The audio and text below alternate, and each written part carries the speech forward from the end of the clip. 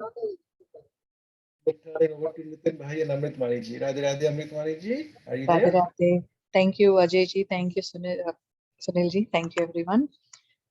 Radhe Radhe, everyone. Welcome to our daily wisdom from Bhagavad Gita. Nitin ji, Radhe Radhe. Radhe Radhe, Amrit Mani ji. Thank you, Sunil Bhai. Thanks, Ajay, for a wonderful session. Good morning, good evening to all of you to today's edition of Daily Wisdom from Bhagavad Gita session. Hope you're having a wonderful start to your day and had a great day. If you're here in US, since it is time, we shall get started with our opening prayers. We've been discussing a very interesting concept, where Lord Krishna is telling Arjun, he's reiterating, start the concept that we started off in 2.47, offering all the works to God and constantly meditating upon him. And yesterday we discussed the concept of desire and selflessness, right? Can we truly be happy even though we are selfless? And we went through that Julan Leela, which was kind of an interesting concept. At least for me, it was when I was first exposed to it. And I'm sure a lot of you would have resonated with it as well. I'll try to get the video for that so that those of you who could not attend it can relive that, because it's a very, very, very important concept. We'll bring it in one of our future sessions again. Again, very warm good morning, good evening. Let's get started with our opening prayers, and we shall get to the discussion topic after that. All right, let me share my screen. Amritavaniji, I know you can see my screen. Yes. We can see your screen. All right, wonderful. So let's get started with the opening prayers. Gurur Brahma, Gurur Vishnu, Guru Devo Maheshwaraha, Guru Sakshat Parabrahma, Tasmai Shri Guruve Namaha. Vasudeva Sutam Devam Kamsa Chanuramardanam Devaki Paramanandam Krishnam Vande Jagadgurum. Krishnam Vande Jagadgurum.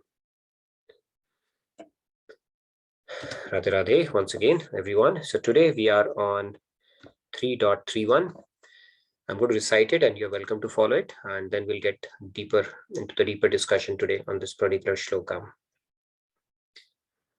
Strongly encourage the newer participants to try it out. Like I said, it's very auspicious just to be able to recite Bhagavad Gita. These are the words which came out of God's mouth. So these are no ordinary words. Okay, just think of the Brahmand Nayak, the very basis of our existence, the one who has created this entire universe. These words came out of his mouth. So it is very, very auspicious to even try, to recite these shlokas. So let's get started then. Ye me matamidam nityam anutishtanti manavaha shraddhavanto nasuyanto muchyante tepi karmabhihi.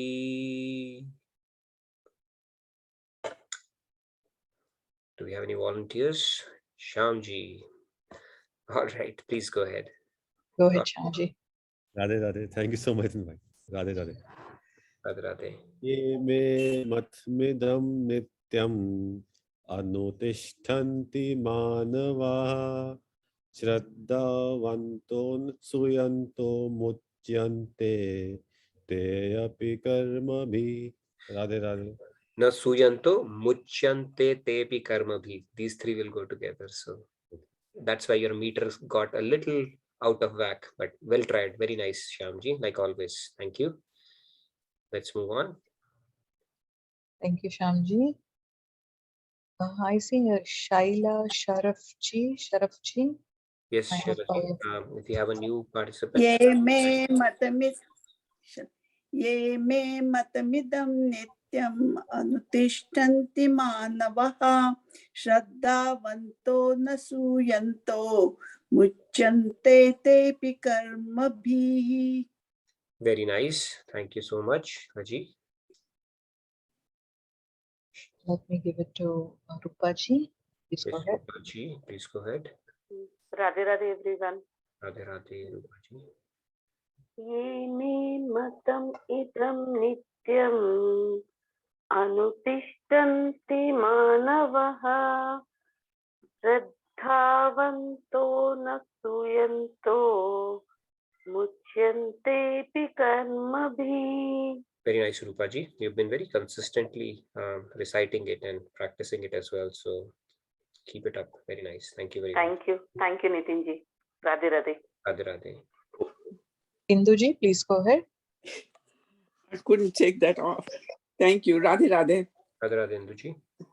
Ye me matam idam nityam anutashtanti manavaha shraddhavanto nasuyanto muchyante te api karmabhi. Very nice. Thank you so much. All right, we can take maybe a few more. I can see just a few more hands, so I think we can cover all that. Samji, please go ahead. Radhe Radhe. Radhe Radhe, Samji. Radhe Radhe. Ye me matam idam nityam anutishtanti manava shraddha avanto nashyanto muchante tepi karmabhi. Radhe Radhe. Right, Samji. Radhe Radhe. Thank you very much. We'll take two more and then we'll get started. Okay. Let me give to Lakshmi Prasanna ji. Please go ahead. Radhe Radhe. Radhe Radhe Radhe. Radhe. Ye me matam idam nityam anutishtanti manavaha shraddhavanto nasuyanto muchyante pi karmabhi. Very nice. Lakshmi. Radhe Radhe. Radhe Radhe. Thank All right, you. we'll take.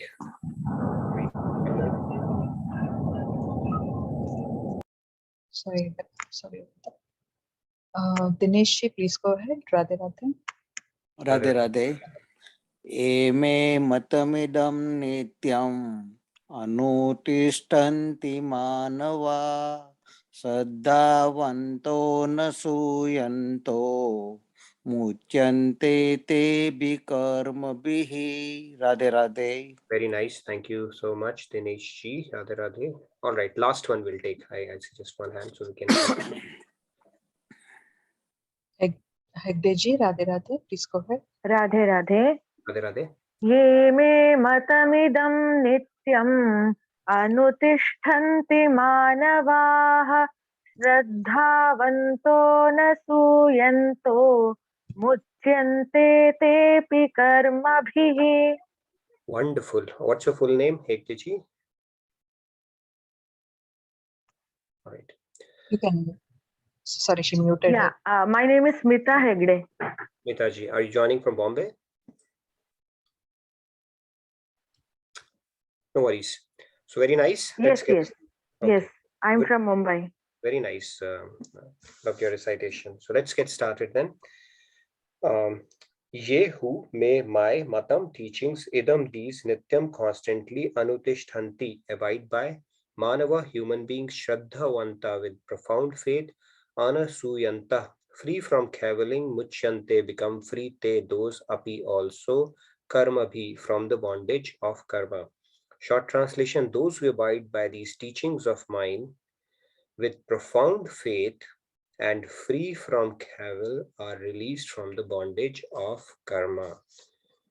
It's a pretty powerful verse, and Lord Krishna is very, very clearly telling that if you follow it with profound faith and free from cavil are released from the bondage of karma. So here we have a short, foolproof formula to get liberated from the bondage of karma if we are genuinely interested, of course, right? If we are happy, then Lord Krishna says, all right, I can wait. I'm in no hurry. Take your time. So let's get into this. So we've been discussing, we'll do a quick recap what Lord Krishna has been telling. So that's us basically, not the body, but the soul within. So a quick recap of where he started. So Lord Krishna started saying, my soul, our soul is a tiny part of Supreme Lord Shri Krishna. That was the concept. And then he's the enjoyer and the master of all. Now you would say, how is he enjoyer, the master of all? Because he's the whole, we are the part, and part has to serve the whole. Even otherwise, think of it. When we enjoy or relish something, when we feel that joy or that thrill, who feels that? It's experienced by our soul. And then who's the source of that soul? Within that soul, here is a super soul. So God can actually relish things in two ways. One, directly, he can do that, when he takes avatar. Other is he can actually do that aswadan, or that taste sitting within you. And when the devotee with a pure heart actually relishes the bliss of God, that bliss is even more relished or blissful for God himself. Okay, so he's the supreme enjoyer. Even when we are enjoying, especially if you are enjoying in the right way, the God gets to enjoy it as well. And he actually looks forward to that relish, which is done in proper spirit and consciousness. The third one is all the works are meant for his pleasure. Thus, we should perform duties in the spirit of yajna, or a sacrifice to him. That is a concept we have been talking about and hammering time and again.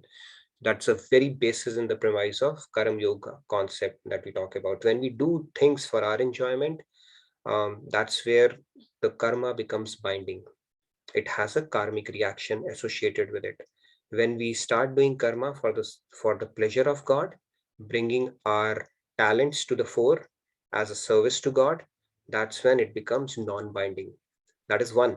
And the other benefit of doing that is, first of all, that karma is non-binding. The other important benefit of that mindset or operating in that consciousness is that it purifies us.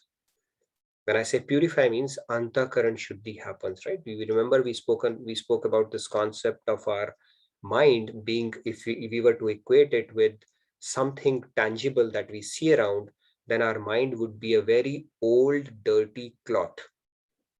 And the whole purpose of spirituality, or reading Bhagavad Gita, or going through the scriptures, or doing practices, sadhana, roop dhyan, is to cleanse that.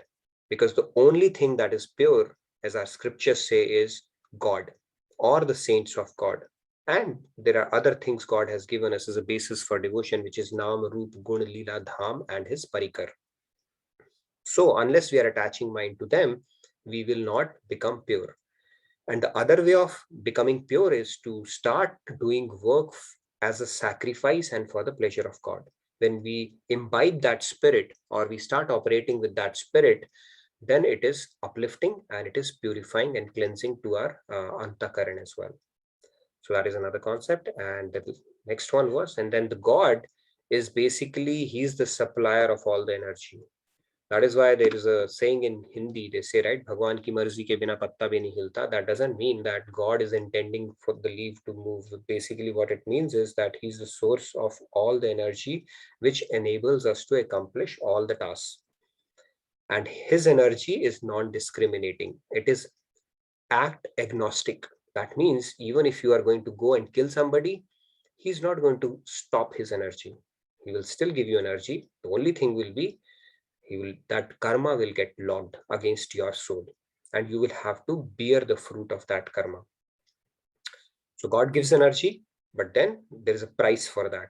That is why we said that God has given us free will, endowed us with free will. And if you think deeply about the concept of free will, although it is prefixed by free, it's truly very expensive. And the price of free will is the baggage that we carry from lifetime to lifetime.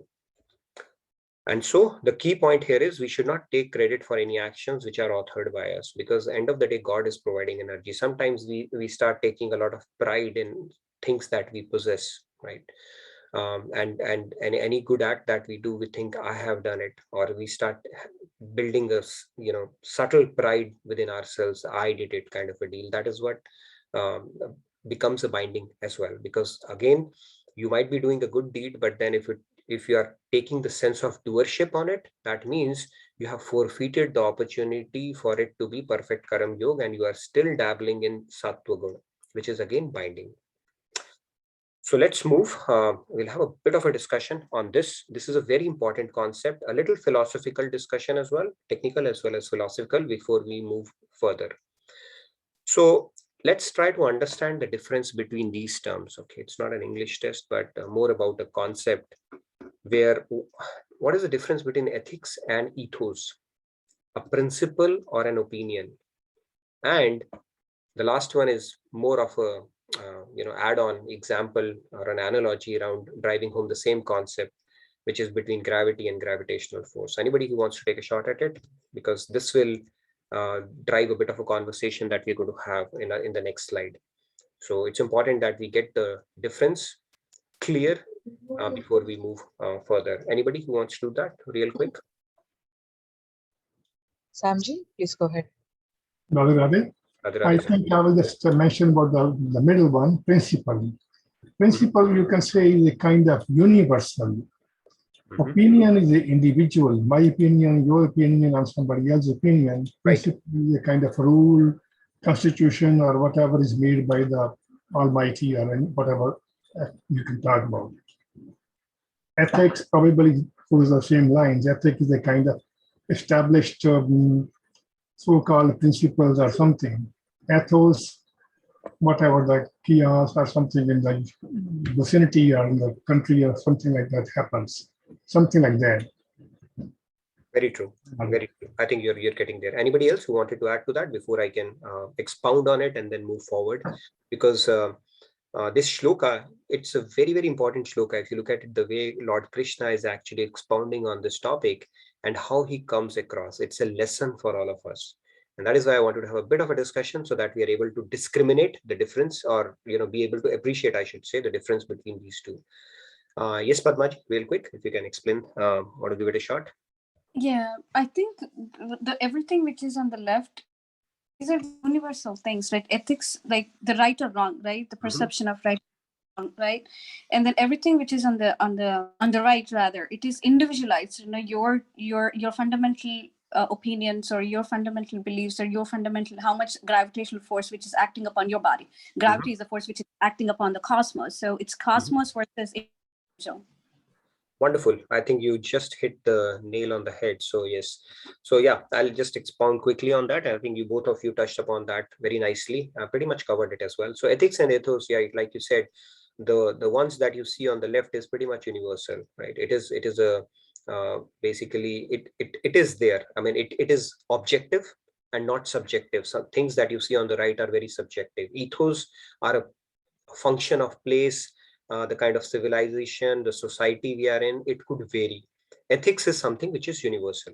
So more often than not, we are driven by ethos and opinions as opposed to ethics and principle, either because our perception is what drives us, and second is we may not have exposure to the proper knowledge around it as well, right? So if, for example, like principle, when I talk about it, if you surrender, you draw grace. It's a principle.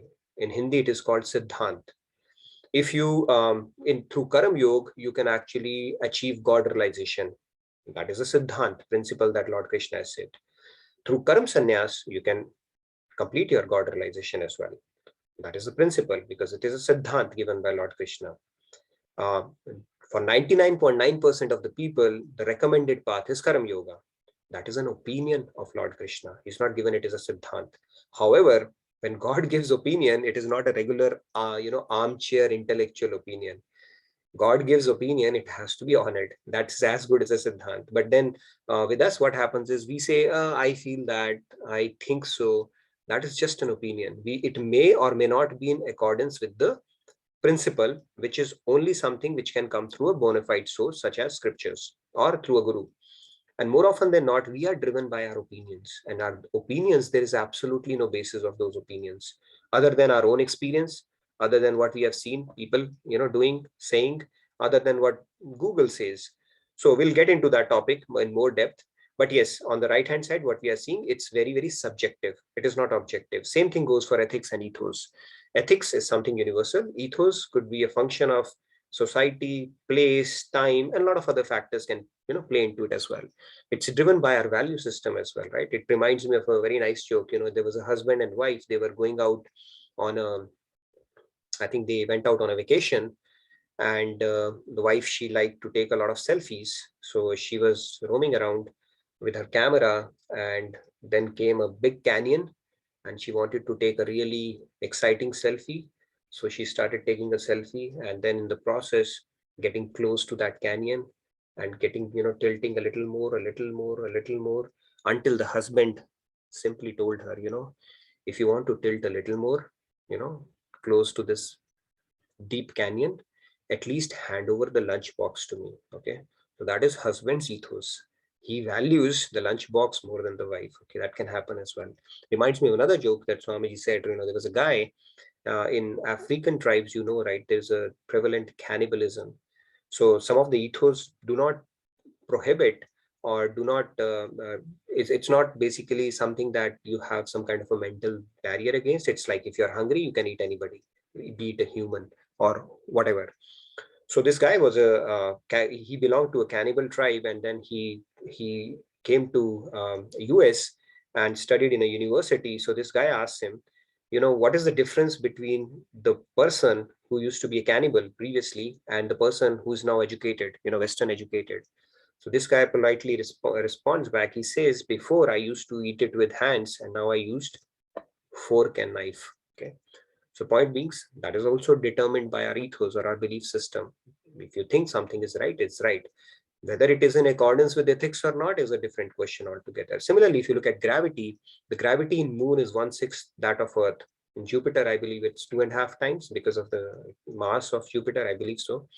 And the gravitational force is universal. It just acts between two bodies. It is not a function of, whether what is the mass of a particular planet. It's just a force between two bodies, depending upon their mass. And I think the distance, I think it's inversely proportional to that. Roughly, I remember that. But the point here being, what you see on the left-hand side is pretty universal. What you see on right-hand side is very, very subjective.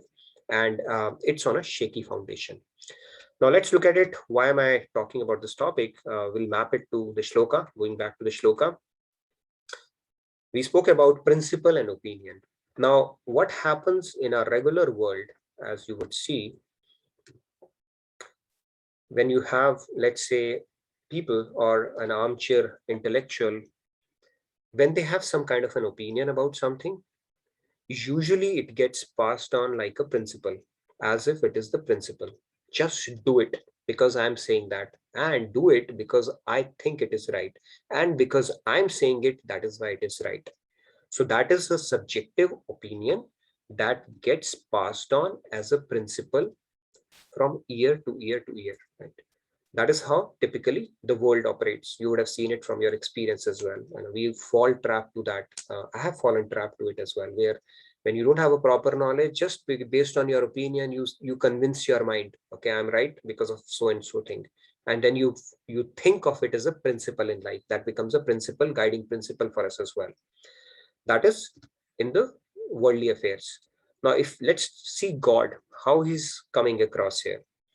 He's actually stating a principle, but actually coming across, presenting it as an opinion, right? How beautifully. So Lord Krishna in this particular verse, Siddhant, like I said, it's a principle, right? He's saying it is my mata, opinion. And he is saying it's my personal view. While principle is a universal fact, we all know that. Now, God's opinion has to be a universal fact only, but he's still saying it is my opinion. So what basically it teaches us is, even though the opinions can differ from people to people, principle remains the same, right? Like we have seen with philosophers, teachers, they come across, their opinions come across as principle. But in Bhagavad Gita, Lord is actually telling us the ultimate, he's setting up an example for us. He's teaching us humility and cordiality around it. So he's saying it's in my opinion. Even in case of Karma Yoga, he came across us in my opinion. And in a lot of places, he's saying mata, in my opinion. So how humbly he's coming across, right? Now, for us, practically what it means is, whenever he says something is his opinion, it actually, we can safely take it as a principle, as a siddhant, because his opinion has to be valued. So basically he's saying you take it or reject it, but that's what my opinion is. Very interesting. So, and very humbling as well, how we come across as people as if we know it all, and God himself is coming across with so much of humility. even when he's giving us some of the highest principles that humans can only aspire for, to achieve that perfection that we are striving for.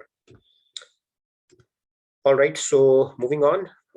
So what is our topmost prerogative as humans? That was a question I think posted as well. Now let's look at it. When we have fever, it's usually our body is trying to fight something, right? Which is not conducive for our body or not good for our body. And that is why as an immune response, we get fever. Similar to that, our mind can also has certain kind of fevers that it has to grapple with perpetually.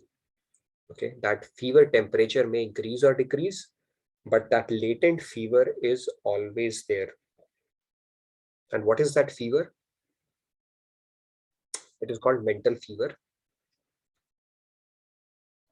That fever is these lust, anger, greed, envy, and illusion that we are afflicted with. Okay, this is a perpetual fever we have to deal with. All of us have to deal with. Okay, it's part of that. We said, right, for as long as we are Maya Dhin, we are under the sway of Maya. We don't have a, we are stuck with these things. We can rise above these only when we surrender to God and through His grace alone.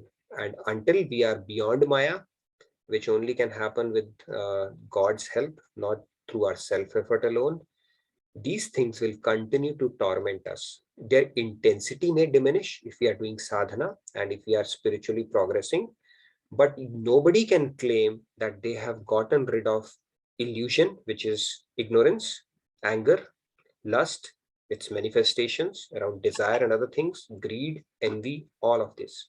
All of it. Sorry to interrupt, Nitinji. The screen hasn't changed actually.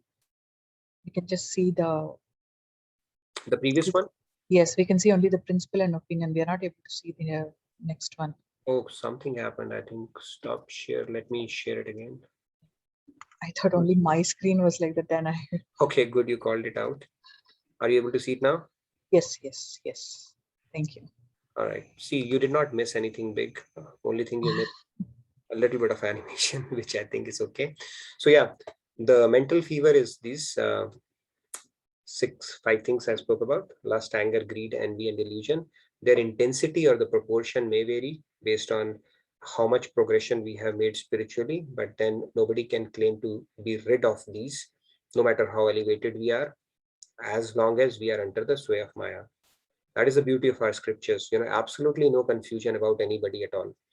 Previously, you might think, hey, this guy may have overcome this doesn't have it, but that our scriptures tell us, okay, just accept it, you have it. Okay, intensity might be less, but you have it. The day you cross over Maya, you will be above all these things.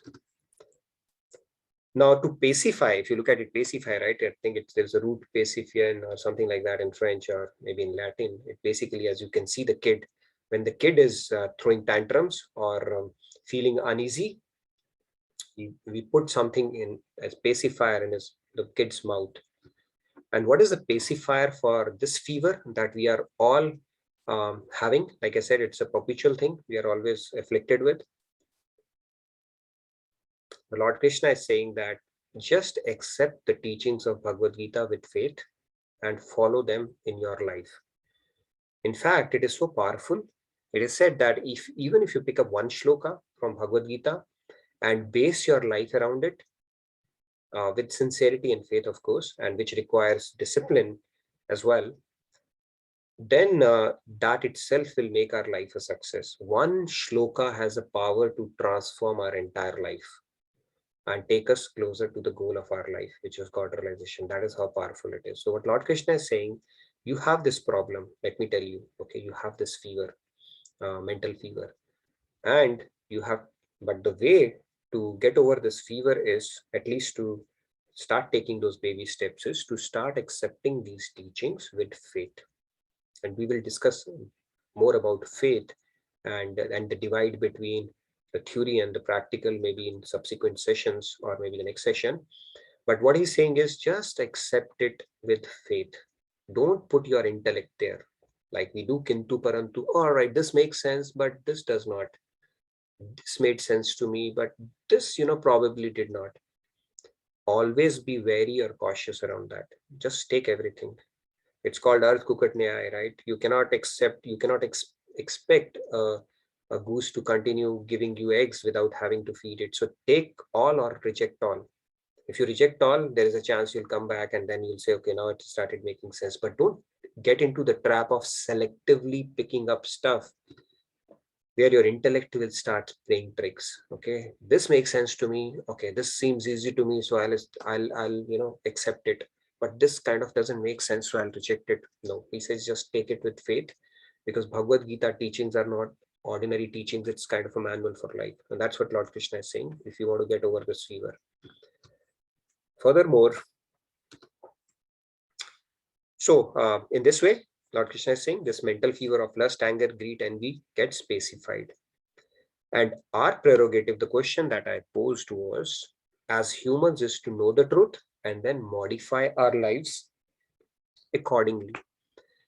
To know the truth, how do we know the truth? We have to strive for it. It will not come on a platter to us. Now, if we have a bank balance, spiritual bank balance from our previous life, a lot of things will click to us or will be given to us pretty early on in life. But the onus is still rests with us to actually keep progressing spiritually. So being a seeker or not being a seeker is a choice that we always have. And as a human, it's a prerogative or it is an obligation or something which is incumbent upon us to seek. If you don't do that, it's like you are given a scholarship in a college. If you don't put it to good use, scholarship will not, it will be taken away. So just because we have gotten this body, we have to first understand how rare and how precious it is. It is not given to us just to fritter it away with mundane, just leading a deluxe animal life centered around those 5 activities. Right? Eating, sleeping, mating, defending, all those basic activities. So the prerogative as humans is to seek truth. Who am I? Why am I here? What is my relationship with God? What is incumbent upon me to do, because I have gotten this intellect. All these things, it's basically rests upon us. The onus or the buck stops at us to actually have that seeking and then continue seeking until it starts making sense, and then start practicing it as well. And then furthermore, he goes on to say that, and then modify our lives accordingly. First, we have to understand the truth and then make the required modifications so that our lives are directed towards a fruitful purpose, takes us closer to God. Because just knowing the truth is just like knowing the recipe.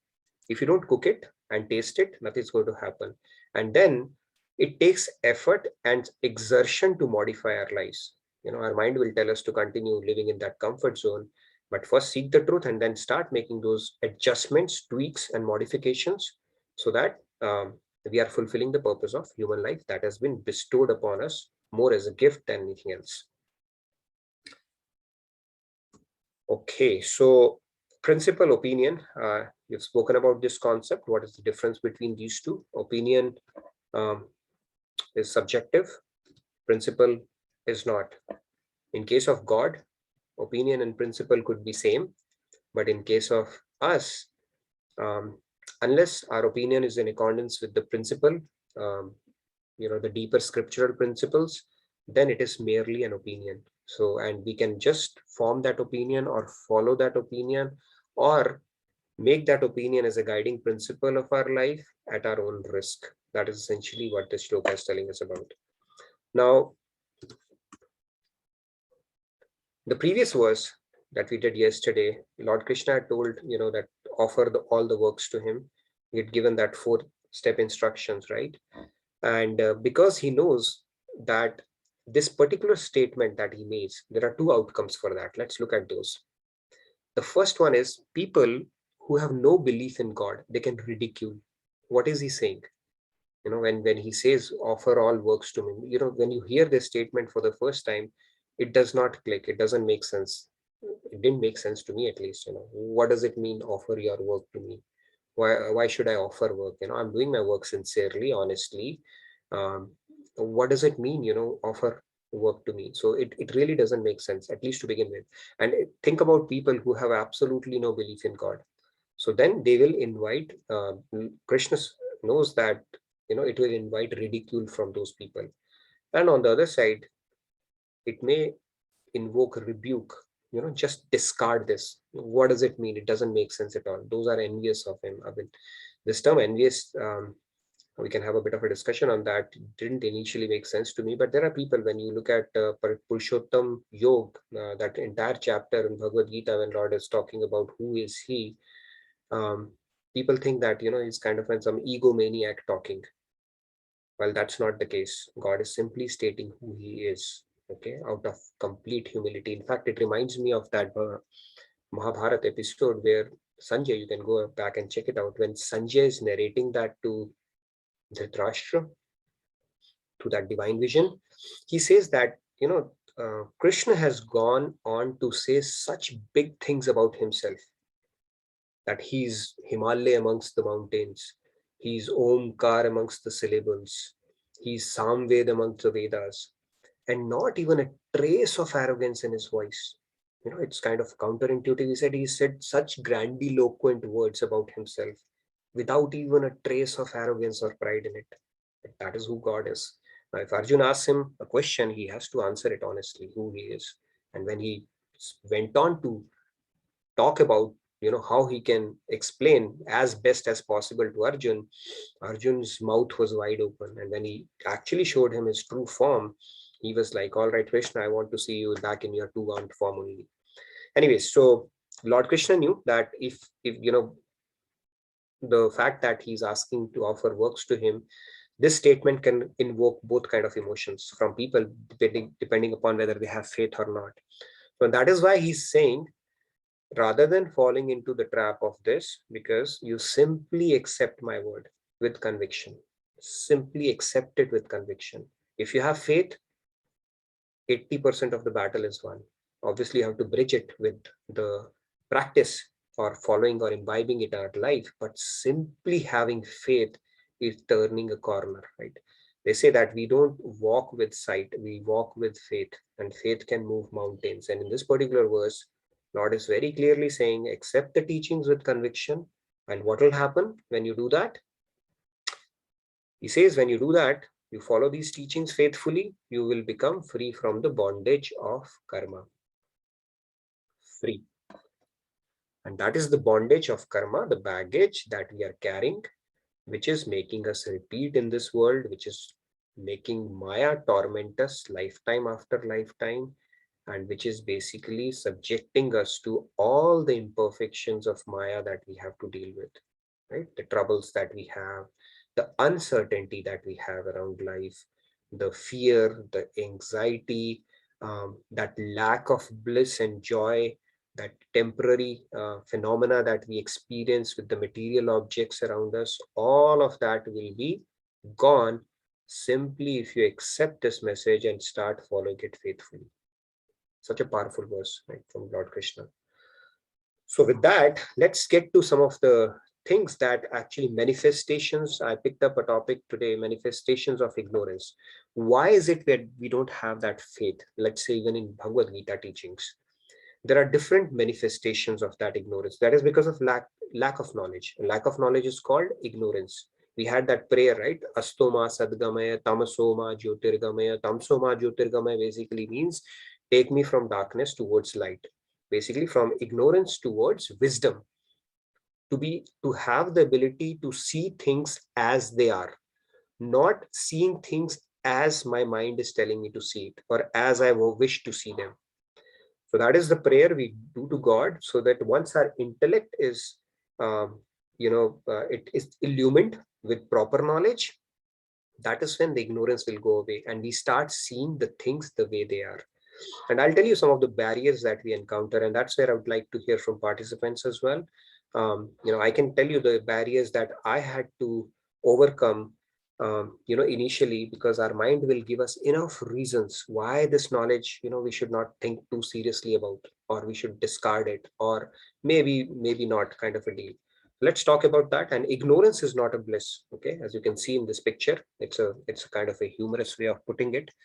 but ignorance can have drastic results. Okay. And some people say ignorance is bliss. Keep your head covered, eyes closed, things will pass away. It's better not to know certain things, but in case of spirituality, ignorance is definitely not a bliss. Okay, we are doing more harm to ourselves in long run. When I say long run, that is not just limited to this life alone. Long run means multiple lifetimes. So ignorance is definitely not a bliss. And now let's look at some of the things, and that's where we can have a bit of a discussion. Let me put all of these one by one, where these are some of the things our mind will tell, or you'll get to hear from people around. It is idealism, no relevance to practical life. When it will happen when it should happen. It's like we'll wait for the right time to happen. When my time will come, I'll read Bhagavad Gita, or I'll invest my time in it. That is a common excuse people say. Then who has seen life after death to trust these philosophical concepts? Maharajji says, then you will not see, you will have to go through the bhog yonis. That we have done multiple times and we have forgotten. Current priority doesn't allow us. Family, work, reading Gita can go. I know it all. A lot of people will claim that they are their own gurus. Okay. That pride does not let them do it. Scientists, they want to verify it in lab, which is kind of a little funny. It's a religious text for Hindus. Okay, that can stop you from reading that as well. I mean, doesn't mean it. You can start from any religious scripture, could be from any sect. Older people only. It's common sense and moral science we have studied in the past. I'm good and honest with everyone. I don't feel the need to read it. I'm happy and content in my simple life. Don't have a need to invest my time. I'm too busy, do not have time. So these are some of the reasons. There may be more, which actually perpetuate our ignorance, which basically tell our mind and intellect why we should not waste our time in seeking that prerogative that Lord Krishna is talking about, right? It's basically incumbent upon us to seek, but these are some of the reasons our mind, or our opinionated mind, right? That is based out of our opinion only, nothing else. It is not in accordance with any of the scriptural principles. Scriptural principles tell us very simply, if I tell the scriptural principle, we will be saying, okay, how are we going to lead a normal life? What our scriptures tell us that do things that take you closer to God or help you develop love for God. Don't do things that take you away from God or take your mind to world. If we go by scriptures, that is the simple advice there. Now you'll say, how will we lead life? There are so many other things to do, and that is why Lord Krishna is saying, you act in accordance with your thing. At least start taking baby steps. Don't reject it completely. And those are some of the shlokas we'll get into in our subsequent shlokas. Next 2 or 3 are going to touch upon this topic, because that is the highest goal, loftiest goal one can set. But then for us to at least take the first step, these are some of the barriers we'd have to overcome. Otherwise, our ignorance will be accentuated or perpetuated forever. With that, I'll open it up to hear from participants, their thoughts around it. Why is it that it's so difficult for us, even after knowing what is the right thing to do, to actually start putting it into practice? And do we really have faith in each and every word that we are actually getting to hear in Bhagavad Gita, getting to read and understand and hear in Bhagavad Gita, or our mind is still filtering out certain things based on what appeals our palate and what doesn't? All right, I think we have 15 minutes, so it gives us a good amount of time for a discussion. Radhe Radhe Preeti ji, good to see you back. Radhe Radhe Nitin ji, Radhe Radhe everyone. One line answer to your question, why doesn't our mind accept? I mean, mind doesn't remain under control. It just goes haywire here and there. So at times, these all facts, what is there, what we see on the screen, these are facts and they're true. We have faith in them, but they start looking myth to us simply because we lose control on our mind. Radhe Radhe. Great point. We don't have control over my mind. And then who's the controller of the mind? I think we can build on this discussion. Great point, Preeti ji. And who's the controller of our mind? If somebody can answer that, maybe you can answer that.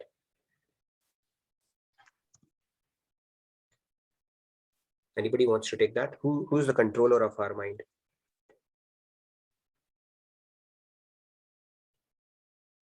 Yeah, Mutawani ji, you can call upon. I can see quite a few other hands raised as well.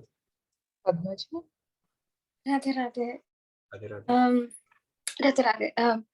So there are two there are two questions that I'm seeing up here, right? Nitinji, what your question is, for the ones who are exposed to this knowledge, right? We are exposed to this knowledge, but somehow we are not able to accept them because we have not developed the true faith, right? For the true faith, you really have to have a true conviction. To have true conviction, you really need to convince your intellect, right? Convince your intellect, and then once convince your intellect to whatever it is, whether it is good or bad, right? Then the intellect will control your mind, and then the mind will control your sense, which eventually will control your emotions. So it is true that once you're exposed to this knowledge, overnight nothing is going to happen. But those baby steps of, let's say you have 1,000 things, you might not be able to conquer those 1,000 things, and one should not even think of conquering those 1,000 things. But at least if you're working on like one thing, it will take the process. It is not like a destination which will happen like overnight. The baby steps, and then one thing leads to another thing, one thing, and it is a process. To recognize that it is a process, once the person is actually on the spiritual path and really have conviction in their intellect that this is a process, so that they don't get discouraged, it will keep you moving in that direction. For the person who's exposed to. For the ones who are not exposed to, it is, I feel like it is age also, especially when you're young, you're not exposed to that kind of knowledge. And eventually when you do become an adult, it is your deliberate intention of not wanting to change. And sometimes I feel like your fears that there is something truth out there, there's something which is really true out there, and you really don't want to expose yourself to the truth, because that will force you to change yourself, your identity, your identity. And we are fearful to hold on to that identity we think which is true. And that's why your soul might be saying something different, but your mind is saying something different. And between that conflict, you don't want to go there where you know that you have to change yourself, and we're not willing to change. So those are the two bigger things that I see. Wonderful points you brought on, Padmaji. Couple of things. One is, it's like Swamiji explained so beautifully. It's a journey from understanding to understanding, as opposed to from doubt to doubt, right? So we'll have doubts. We all will continue to have doubts, but then we have to, whatever makes sense to us, we have to adopt that and then see how the next doubt gets cleared over time as well. And the second aspect, I think the very important thing that you brought up was the onus is on us. And if somebody tells us that, hey, can you just simply listen to Bhagavad Gita or this particular Ramayana Katha, or attend this satsang, and then the gates to heaven are opened for you, you'll love it. Right? And that is where a lot of Kathavachaks and a lot of people, actually, that is a selling point for them, right? That is how it is propagated, spirituality. If you look at it, unfortunately, most places, that you simply listen to it and you'll reap the benefit of it. Well, actually, if you look at scriptures, they tell us the buck stops at you. You can have a mentor in form of your guru, who can guide you, who will tell you what is the obstacle you need to overcome, and they will help you as well. But then it's your journey alone, and the discomfort of taking upon that project on yourself to transform yourself is obviously a little more difficult than simply listening to something and having no accountability whatsoever. Right? That makes us uncomfortable, and that's why we give some reasons as well. Great point. We can discuss more in detail this particular concept. Yes, I can see a couple of other hands, and in the meantime, please fill out the attendance tracker as well. Tavaniji, if you can post that, and we'll talk about Bhagavad Gita Jayanti as well. One request I'd like to make to you is, I think we are looking at some pictures for that event. So if you can dress up nicely, maybe tomorrow or day after, maybe tomorrow would be good. We can take some pictures and do some spotlights occasionally. I think that will really help our video team. So hopefully you can do that. That is the request that has come in. So if you can do that, that will be wonderful. And please do register for Gita Jayanti event. A great ensemble cast of speakers is going to be there. I'm personally looking forward to it. We have like quantum physics folks, and then Karan Singh. I mean, it's a pretty diverse cast if you take a look at it. Do enroll for that, do register for that event, and take benefit from it as well. Let's continue. I can see a couple of other hands raised as well. Reemaji, I saw your hand raised. Would you like to add in something?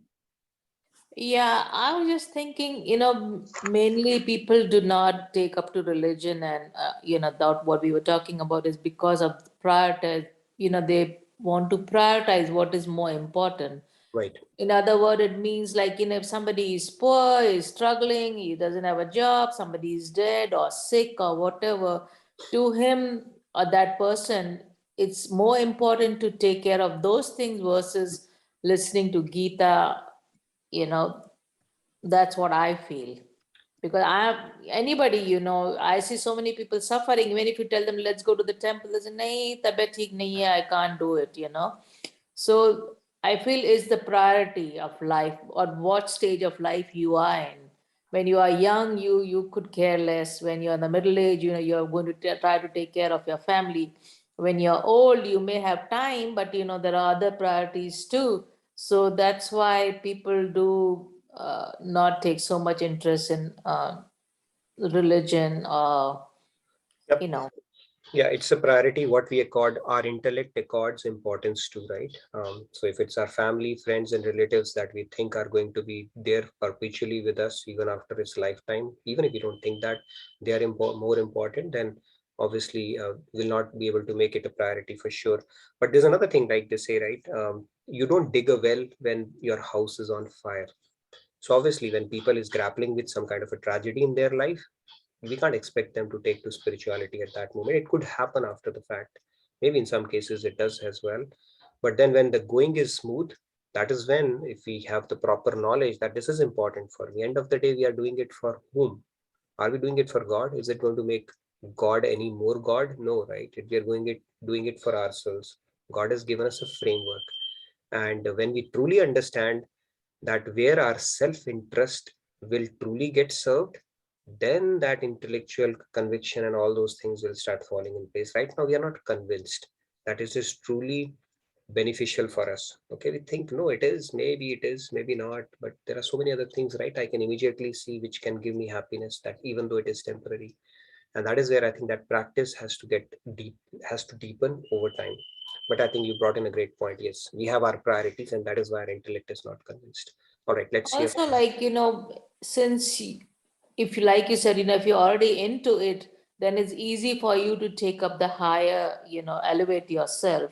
But if you've never been exposed to religion or anything of that sort, people don't want to, because I have a couple of friends, I keep telling them about these classes and all the, yeah, dekhenge, we'll see, not right now, Yeah, even though they are not doing anything important, but they've never been exposed to it, so they don't want to get into it at this stage.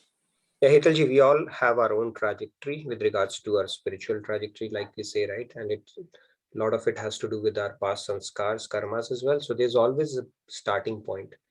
Sometimes we have to get it started, and then we will reap the benefits of it over time. So if we are getting, we should, thank God for that, that if you're feeling that spark, just hang on to it and take it to the next level. But it may not happen so easily, so naturally to a lot of people around, and which is very natural. And Lord Krishna has accepted that as well. In one of his shlokas, it says, Bahu Janmante. I mean, after multiple lifetimes, people get this spark and then they start following this. He's actually referred to that in Bhagavad Gita as well. So God also acknowledges or understands that.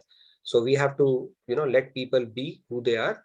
And, we can try to encourage them, inspire them. But beyond a point, we all have to understand that we all have our own journeys, and we need to focus more on our own journey than, worrying about too much about the world around. So that's going to be how it's going to be always.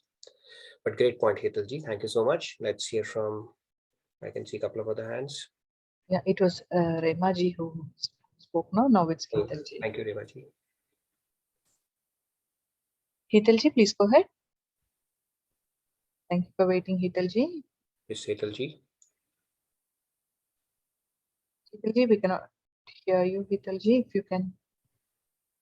Yeah, now I think we'll be able to hear you. Let me give it to Sunitji. Radhe Radhe, Sunitji, please go ahead. Sunitji. Radhe Radhe, Radhe Radhe. Yes, Nitinji, you have just shared a long list of ignorance.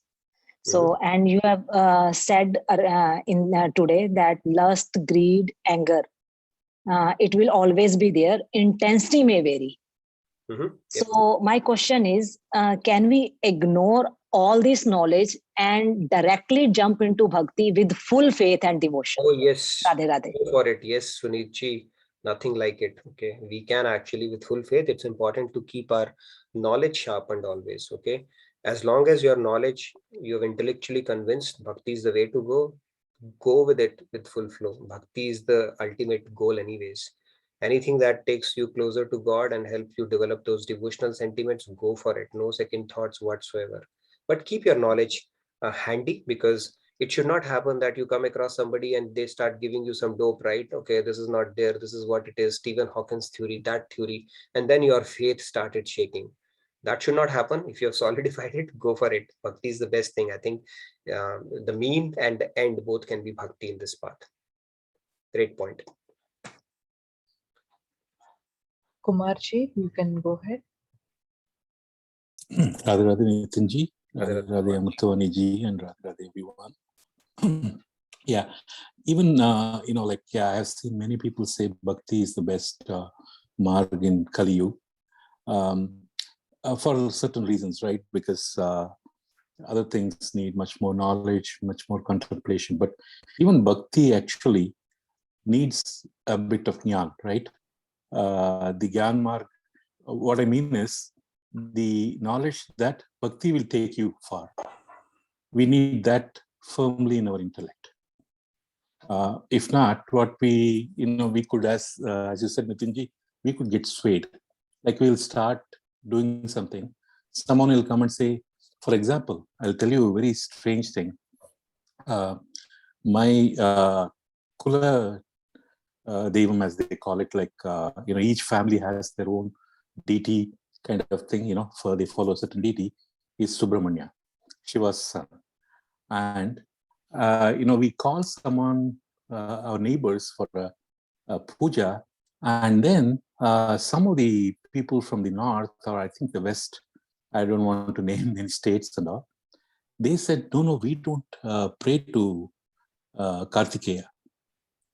So they had their own, I forget now what they are saying, but they said, no, we don't this one. So that's half-baked knowledge. They were, they used to have this Satyanarayan Katha and various other things and all those things. And then they said, oh, probably, and it's not like Vaishnavites or Shaivites, but especially Kartikeya. And I said, what did, that person do, right? So that is half-baked knowledge. I think first thing is to know that, all are different forms of the one Supreme Lord. That itself is that knowledge which needs to be firmly in our minds and intellect. In fact, for us to go on bhakti. Great point, Kumarji. In fact, Narad Bhakti Darshan, it is called, bhakti is called Ananyashrit. Ananya Bhakti? Ananyashrit. Basically, it is not dependent on anything. Okay, so bhakti, when you do bhakti, the more bhakti you do, the more realizations you will have, and that knowledge will start coming from within. See, a lot of saints, if you look at what you call Kabir Das and Ravi Das, they were not literate. So the bhakti do, it will reveal the gyan from within. And the more gyan is revealed, it will propel you more in bhakti. And the more bhakti you get, more gyan will come. Okay, so bhakti is not dependent on anything, if you ask me. This is how our scriptures have told us. But it is important to have proper tattva gyan or theory, because if you don't have that, then these kind of things can derail your journey, because then you will get influenced with people who will come and give you their own opinions, which is probably like we spoke about, right? There's a difference between an opinion and a principle. So their opinion will get passed on into your head as a principle, and then it can sway you. So for to that end, yes, it is important to have knowledge. But if you ask about bhakti beyond a point, bhakti is self-sustaining. It does not need anything at all. Okay, gyan has an end.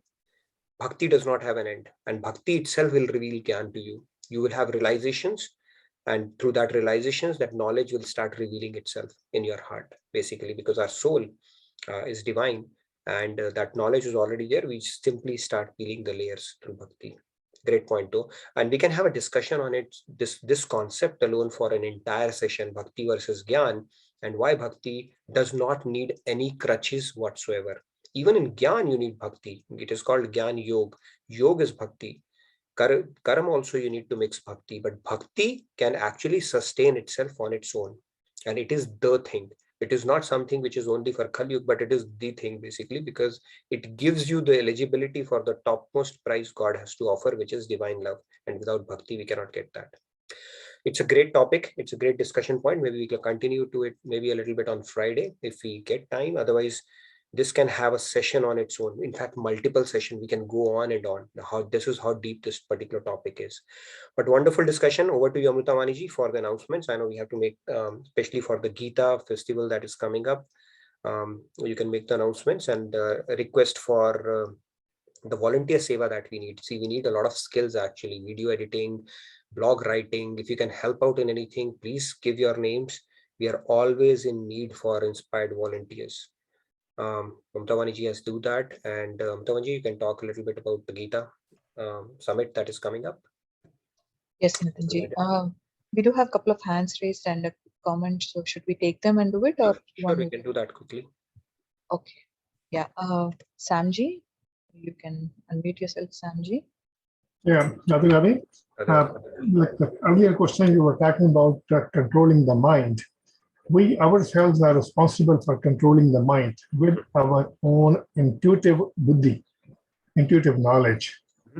Like earlier session we were talking about, knowledge gives rise to faith and faith gives rise to love. Bhakti mukti ki dasi hai. Like the earlier question. No. It's the other way around. Mukti is bhakti's dasi, not this way. Mukti is bhakti's dasi. So when you Mukti follows you, it's a byproduct of it. Yeah, the liberation that we talk about. Yeah. Mukti ki, right? You got self-reliance. Mukti bhakti ki dasi. No, I heard the other way around. No, you may want to clarify it. Okay, if you heard it the other way around, it is grossly incorrect. Okay, maybe that was a mistake. Maybe Advait people, they may be thinking that way. Bhakti mukti ki dasi hai. They are, because they go for the liberation, self-realization. Bhakti is a kind of stepping stone for the mukti. It is not. That is not a correct understanding. We can go deeper into this topic. It's not a 2-minute conversation. Right. Sure. Yeah. Okay, Radha. Thanks. Preeti ji, thank you for waiting. Yeah, Amritavaniji, Nitinji, both of you, Radhe Radhe, Radhe Radhe everyone. Nitinji, excellent description about bhakti and principle and opinion. Others' principles become our opinion, others' opinions become our principles. Yeah. Quickly, I would like to say why people do not read Bhagavad Gita or any scripture for that matter. One is Sanskrit, not many of them understand, and how to decipher. I mean, I have been trying to read Bhagavad Gita for almost a decade, or maybe earlier than that I had started, but I never succeeded until I got hold of Swamiji's Bhagavad Gita, which is so lucid, so understandable, and it just goes like, a cake. So deciphering the scripture is also an important thing. If you get into a copy which is hard to understand, for a beginner, it becomes difficult. Very true. Very Radhe true. Radhe. Yeah, maybe we were destined to meet Preeti ji through this. So that is why, none of the Bhagavad Gitas made sense to you previously. But yes, I agree that could be a big impediment. I tried doing it long back. I could not survive past 30 pages until I came across this book, and through Swamiji and Maharajji, it just started falling in place in my head. So very true. Sanskrit and the fact that it can become a very esoteric and very complex subjects for most of us, and which can actually be an impediment for our reading this book itself. Great point. Thank you, Preeti ji. A quick comment, Nitin ji. It's from Anusha ji. She says, Radhe Radhe, just wow on the slides, as I have been through all these thoughts. Though I had the Gita book with me for years, I never opened it until recently.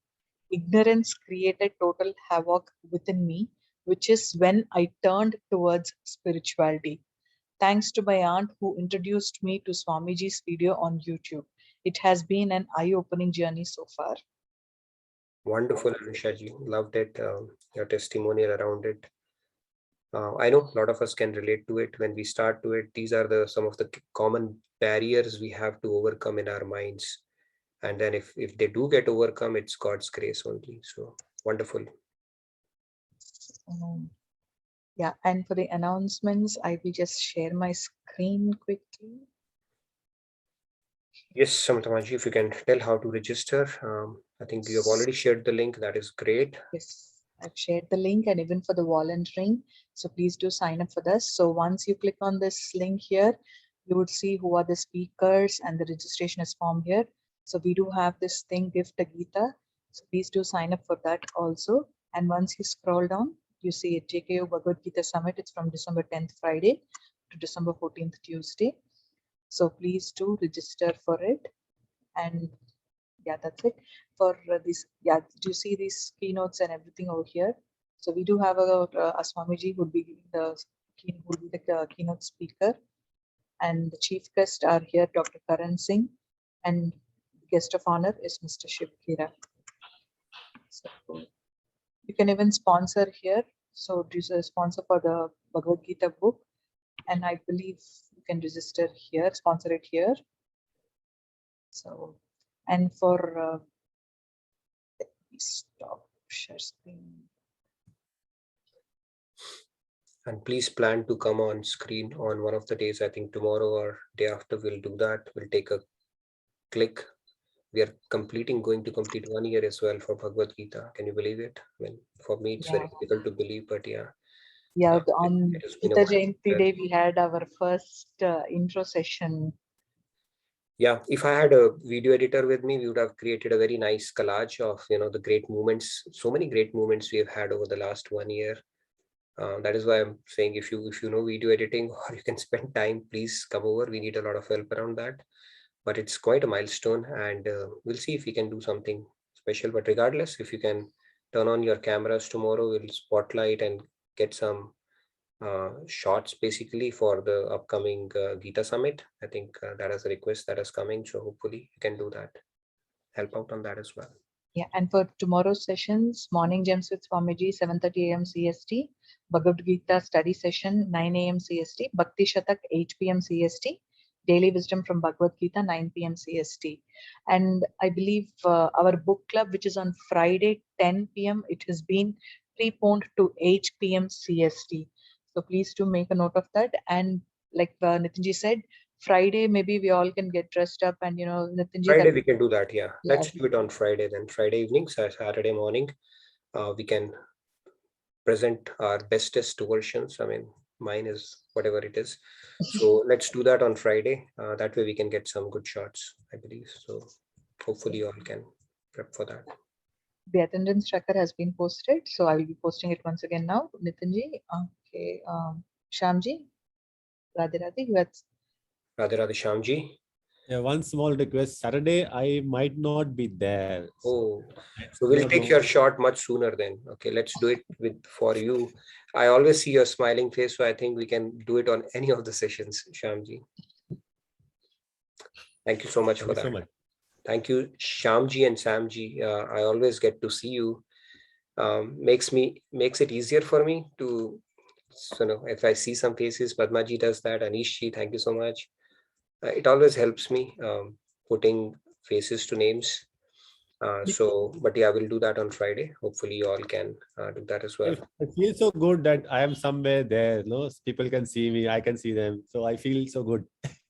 At least people can remember me wherever they are. When I crack some of the lame jokes, if I see somebody smiling, it gives me a lot of confidence. Okay, that all right, I'm doing all right.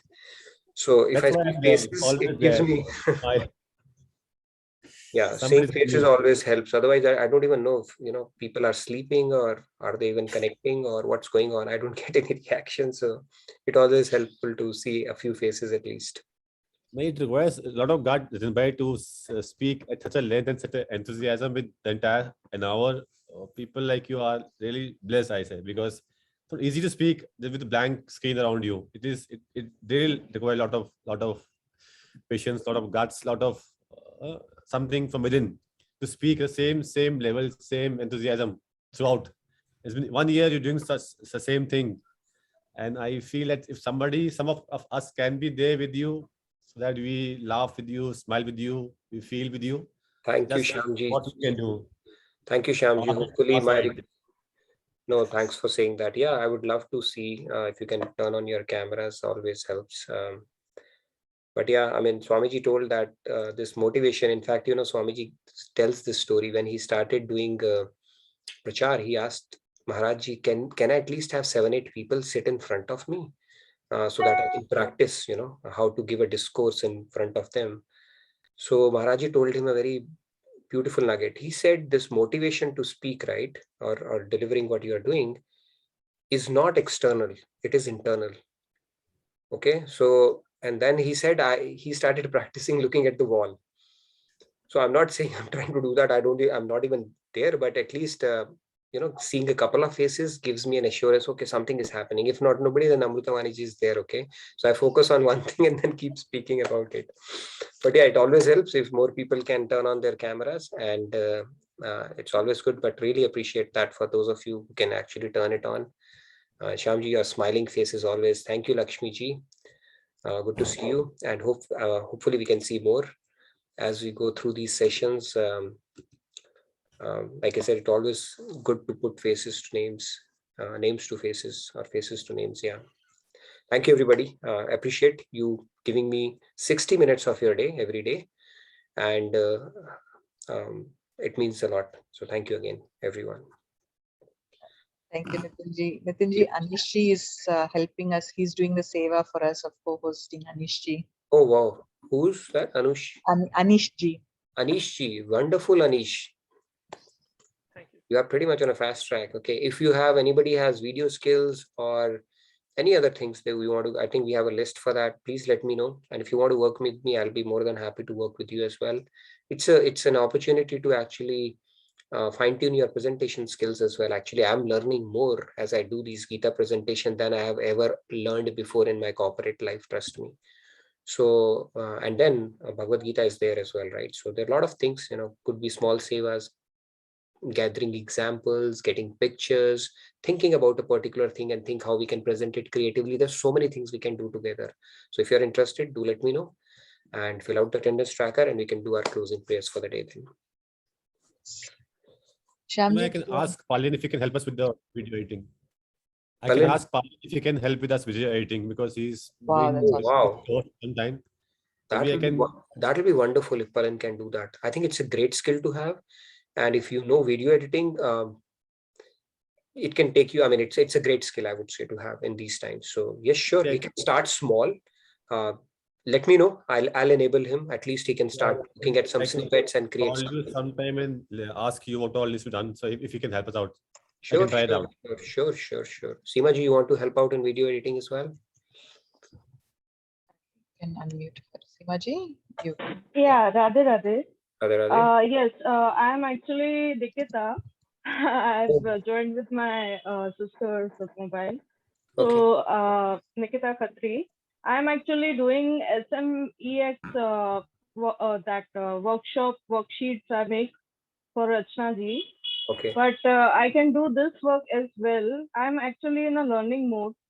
So after 30 days, I have like my exams would be over. Then you can give me a. Can you please put it in the attendance tracker? That way I keep a tab on it. And yeah, you can start small based on your availability, appetite and all, and then see where it goes. It doesn't have to be really big. So Palin, you said, Shyamji, I'll definitely. I'm actually a teacher, so I have to actually learn video editing as such. So I have Toonly, Doodly. Oh, do you have Toonly, Doodly? I can help you. I know. Doodly, I have Canva Pro. Wonderful. So yeah, let's talk about it when you are free. I think this is a very sought after skill for now, and we have just so much of content even for our sessions itself that we can create something really nice as we go. Yeah, I have filled up on the volunteership form as well. There, I will talk with Rachna ji as well. We'll see whom I can serve it. Sure. Let me know. That way we can enable you. But Palin, definitely Shyamji. He's a wonderful boy. He's a blessed boy. We'll enable him on Seva. Based on his appetite, I can work with him. And anything that we do in Seva is actually really, really beneficial for our journey, as we will realize, because it has something more to do other than our own self. So that's really nice. Thank you, Shyamji, for that. Look forward to working with Palin. And I agree. Palin is such a wonderful kid. I do agree. He's the first one who offered for Seva. The first time when I said that, he texted me. And I said, wow, Palin. So we'll get him started, and he can help you with your editing as well, Shyamji. Yeah, sure. Yeah. And he can enroll for a cinematography course as well later on. A lot of things can happen. So it's a great skill, I would say, to have, especially if he has time and the motivation to do that. Great. Anything you can else? do the closing praise. Yeah, I've posted all the things, so you can do the closing praise. Do I have your permission to do the closing praise now? Yes, Nitinji, please. All right. Thank you. Thank you very much. Om sarve bhavantu sukhinah, sarve santu niramaya, sarve bhadrani pashyantu, ma kaschit dukha bhag bhavet. Om shanti shanti shanti. Thank you, everybody. Have a great rest of your day and a wonderful evening ahead. Radhe Radhe, and I'll see you tomorrow. I'll continue on our discussion. Bye. Thank you, Nitinji. Thank you, everyone. Thank you, Anishji.